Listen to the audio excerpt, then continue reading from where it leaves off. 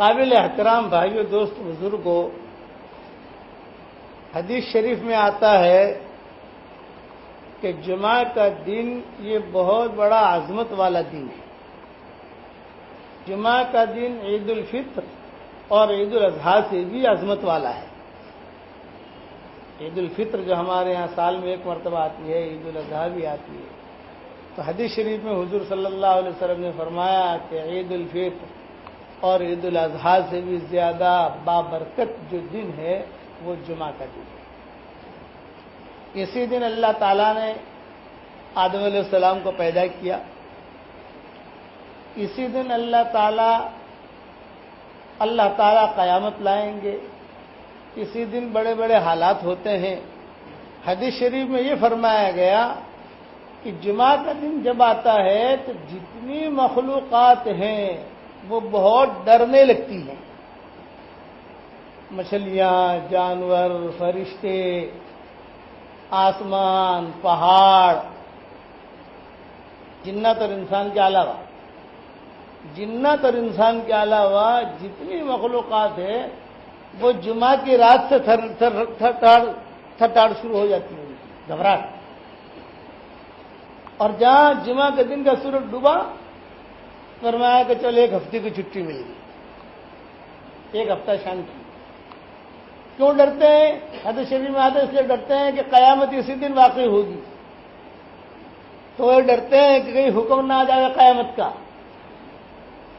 یہ حدیث شریف میں آتا ہے کہ جمعہ کا دن یہ بہت عظمت والا دن ہے، اور اس دن میں ساری مخلوق سوائے انسان اور جنات کے گھبراتی رہتی ہے، کانپتی رہتی ہے جب تک سورج غروب نہیں ہوتا۔ مچھلیاں بھی، جانور بھی، بیل بھی، جتنے جانور ہیں، سانپ ہو، بچھو ہو، یہاں تک کہ حدیث میں وضاحت کے ساتھ یہ جملے آئے، پہاڑ بھی کانپتے ہیں، فرشتے بھی کانپتے ہیں، آسمان بھی کانپتا ہے، ساری مخلوقات یہ ڈرتی رہتی ہے کہ کہیں ایسا نہ ہو کبھی اللہ تعالیٰ کی طرف سے قیامت کا حکم نہ آ جائے، قیامت آئے گی تو سب پر آئے گی۔ تو یہ عظمت والا دن ہے، اس لیے اس عظمت والے دن کی عظمت کو باقی رکھنے کے لیے کچھ اصول بتائے۔ ایک تو یہ کہ یہ جمعہ کے دن میں اللہ تعالیٰ ایک گھڑی ایسی ہے جس میں اللہ دعا قبول کرتا ہے۔ کون سی گھڑی ہے؟ اس میں علماء کے اختلاف ہے۔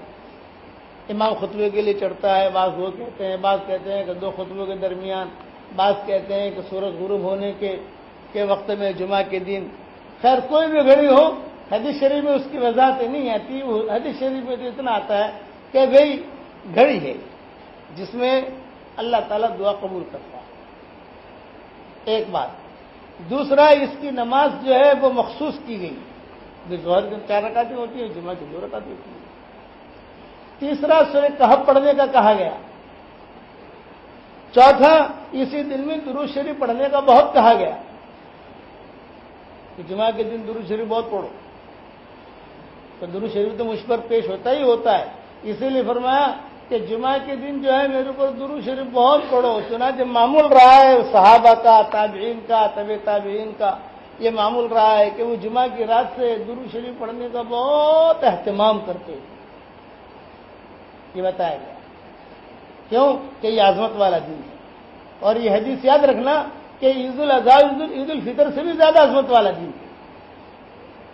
کہ عام طور سے عید الاضحیٰ میں آدمی جو ہے وہ یہ خوشی مناتا ہے، عید الفطر میں خوشی مناتا ہے، مگر یہ تو اس سے بھی زیادہ عظمت والا کہ عید الفطر کے دن۔ اچھا، پھر عید الفطر اگر جمعہ کے دن آ جائے تو نور نلا نور،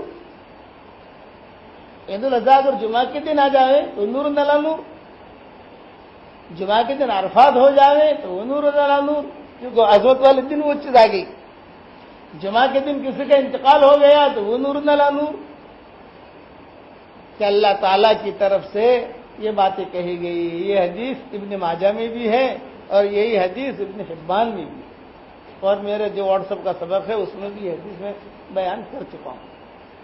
اس لیے ایک تو اس دن کی عظمت ہے، اس دن میں سورہ کہف پڑھنے کا بھی آدمی بہت اہتمام کرے، بھولے نہیں کہ آدمی بھول جائے، غفلت میں رہ جائے، یوں کرنا۔ دوسرا کہ کہ درود شریف اٹھتے بیٹھتے عام دنوں کے مقابلے میں اس دن میں زیادہ پڑھو، اور اس دن میں استغفار بھی آدمی بہت کرے، اپنے گناہوں سے معافی کہ گھڑی ہوتی ہے اللہ کی طرف سے معاف کرنے کی۔ روایتوں میں آتا ہے ذوالکفل ایک آدمی تھا، بہت عیاش آدمی تھا پچھلی امتوں میں، اس کا نام ذوالکفل آتا ہے کتابوں میں، کہ وہ آدمی روزانہ ایک نئی لڑکی کے ساتھ عیاشی کرتا تھا، حدیث شریف میں آتا ہے۔ ایک دن اس نے اچھا خوبصورت سے خوبصورت لڑکیاں پیش کی جاتی تھی، مالدار تھا، تو روایتوں میں یہ ہے کہ ایک لڑکی کے ساتھ اس کا معاملہ ہوا 60 دینار میں، 60 دینار، اس وقت کے 60 دینار آج کے 30 لاکھ روپے ہوتے ہیں۔ 60 دینار کی قیمت اس وقت کی اگر آپ حساب کتاب کرو تو 30 لاکھ روپے، 30-32 لاکھ روپے کا حساب کتاب بنتا ہے آج کے۔ تو روایتوں میں آتا ہے جب وہ کمرے میں پہنچا تو وہ لڑکی رونے لگی۔ اس نے پوچھا کیوں رو رہی ہے؟ میں نے تو تیرے ساتھ معاملہ کیا ہے، پیسہ دینے کی بات کی ہے، پیسہ بھی لے کر آیا ہوں۔ تو اس لڑکی نے کہا فقر کی وجہ سے، مجبوری کی وجہ سے میری عزت آج نیلام ہو رہی ہے، آج فقر کی وجہ سے میری عزت نیلام ہو رہی ہے۔ یہ آنسو میرے فقر کے ہیں کہ اگر میرے پاس 2 روٹی کھانے کی ہوتی اپنی عزت میں نیلام نہ کرتی، آج فقر کی وجہ سے، غربت کی وجہ سے، بے کسی بے بسی کی وجہ سے اپنی عزت نیلام کر رہی ہے۔ جب اس نے اس کے آنسو دیکھے تو روایت میں آتا ہے کہ وہ بھی رونے لگا۔ اس نے کہا ٹھیک ہے، تیری عزت کو میں نیلام نہیں ہونے دوں گا، یہ 60 دینار تجھے ہدیہ، پیسے دے دیے اور پیسے دے کر یہ گھر چلا۔ گھر پہنچا بھی نہیں تھا کہ اس کا انتقال ہو گیا، یہ گھر پہنچا بھی نہیں ہے، بس دروازے کے قریب ہے، اس کا انتقال ہو گیا۔ لوگوں نے کہا چلے ذکر، لوگ سب جانتے تھے کہ خراب آدمی ہے، اس زمانے میں خراب آدمی کے جنازے کی نماز لوگ نہیں پڑھتے تھے، اسے ایسے ہی دفن کر دیتے تھے پچھلی امتوں میں۔ تو روایتوں میں یہ ہے کہ صبح جب لوگ اٹھے تو بہت بڑی تختی اس کے گھر کے اوپر لکھی ہوئی تھی، میرا دوست ذوالکفل کا انتقال ہو چکا ہے، اس کا جنازے کی تیاری کرو۔